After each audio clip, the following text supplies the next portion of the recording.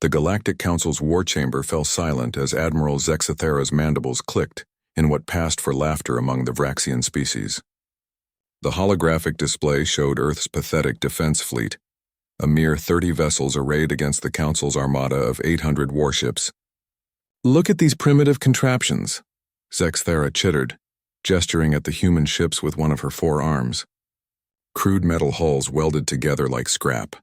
Their propulsion systems are laughably inefficient, chemical rockets and primitive fusion drives. My hatchlings could design better vessels. Council Admiral Thyros, his crystalline form refracting the chamber's light into prismatic patterns, resonated his agreement. The humans still burn fossil fuels on their homeworld. Their technology is centuries behind even our most backward member species. This will be over within the hour. The assembled fleet commanders from 12 different species nodded, clicked, buzzed, and hummed their consensus. Humanity had been a curiosity when first discovered, a species that had somehow achieved interstellar travel despite their backwards technology.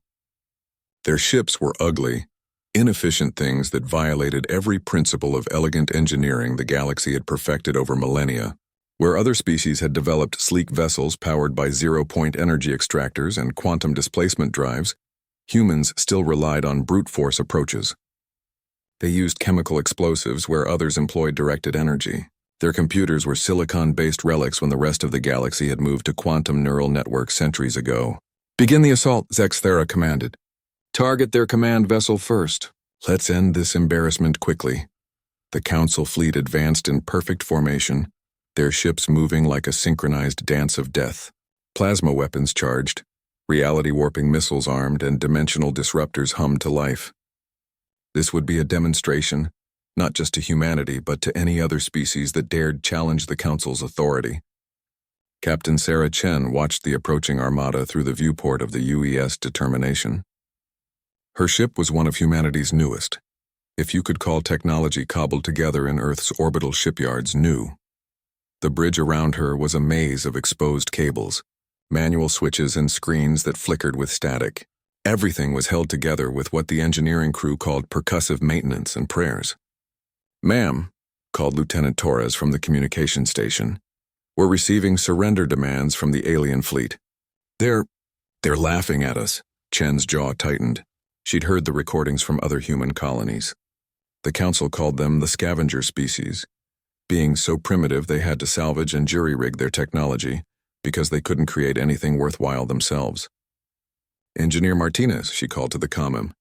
"How's our special project coming along?" A gruff voice crackled back. "Captain, I've got to be honest, I'm not even sure this thing won't blow us all to hell. The energy readings are off the charts. Will it work?" A pause. "If it doesn't kill us first, yeah, it'll work." The first wave of Council ships opened fire, their elegant plasma beams lancing through space. They struck the outer human vessels, and the aliens watched in satisfaction as the primitive ships' shields flickered and died. But something strange happened. The human ships didn't explode as expected. Their crude armor absorbed the hits and they kept coming. "Impossible," Thyros chimed, his crystalline form darkening. "Our weapons should have vaporized those hulks." What the Council didn't understand was that human engineering wasn't about elegance, it was about survival. Every human ship was built like a tank, with redundant systems, backup power, and armor plating that could stop a meteor. When more advanced species had optimized for efficiency, humans had optimized for not dying. The human fleet closed distance, their weapons systems coming online. Instead of the expected primitive projectiles, streams of superheated tungsten rounds erupted from magnetic accelerators.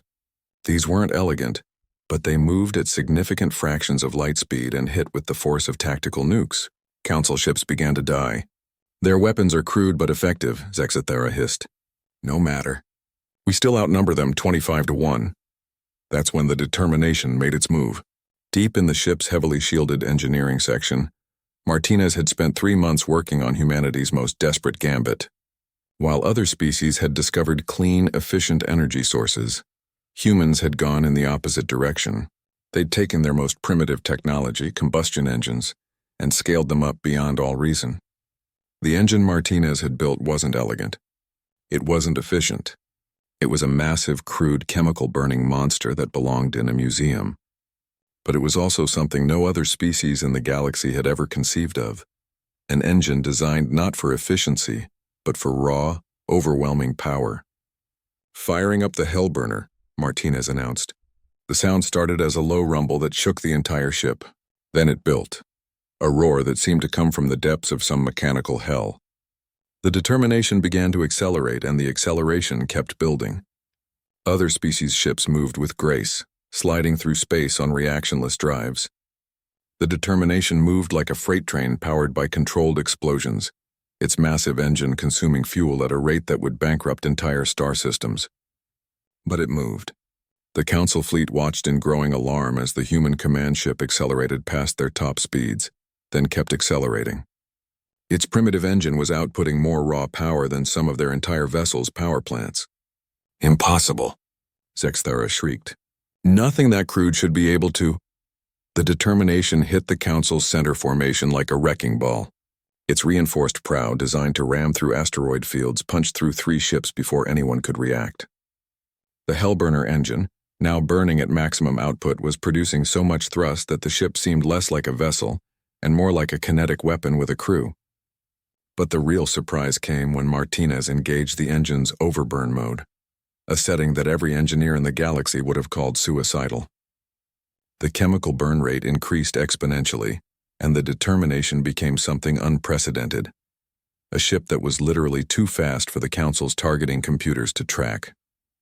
It carved through the enemy formation like a buzzsaw, ramming, colliding, and leaving destroyed ships in its wake. The crude human engine, dismissed as primitive and inefficient, was outputting more power than the Council's most advanced reactors. Other human ships followed the determination's lead, their own engines roaring to life. The galaxy heard something it had never heard before. The sound of human machines operating beyond their design limits, held together by skill and stubbornness, pushing forward when any sensible technology would have shut down. Within 30 minutes, the Council's inevitable victory had become a rout. As Zexithara's flagship burned around her, she finally understood the truth about human technology. It wasn't elegant, it wasn't efficient, and it certainly wasn't sophisticated, but it was built by a species that had climbed to the top of a world's food chain not through superiority, but through sheer, bloody-minded refusal to quit. The last thing she heard was the roar of human engines growing louder,